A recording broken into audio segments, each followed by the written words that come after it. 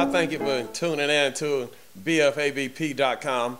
I want to let you know again, that's believers from a biblical perspective. Sometimes people comment in their comments as if I'm not supposed to bring an exhortation or anything from a biblical perspective, but understand that's where I'm coming from. What I'd like to do today is simply address the issue of how to witness to someone of another religion. Now, so how do you witness to someone of another religion? See, when I say believers, I'm talking about Christians, those who believe in the sacrificial blood atonement of Jesus.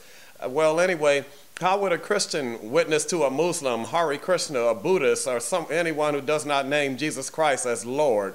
Well, my perspective, and I believe is definitely a biblical perspective here, we need to understand the gospel. The Christians need to understand the gospel. The Apostle Paul said, I'm not ashamed of the gospel of Jesus Christ, for it is the power of God unto salvation. So Christians need to understand the power of the gospel and how to explain the plan of salvation. How that there's the blood of bulls and goats and the ashes of a heifer sprinkling the unclean, only sanctified for the purifying of the flesh. And that there's not one person ever on planet Earth who was qualified to pay for the sin of mankind except Jesus, because he was born of a virgin and he had the life of God flowing through his vein. He was the only person qualified to be that propitiation, all right, to go in our stead. And so Christians need to understand that most of all. Now, it's good to know something about the Muslim religion and Hare Krishna and Buddhists and Scientology and all the rest of them out there. It's good to have some knowledge of those, but you first need to know your own.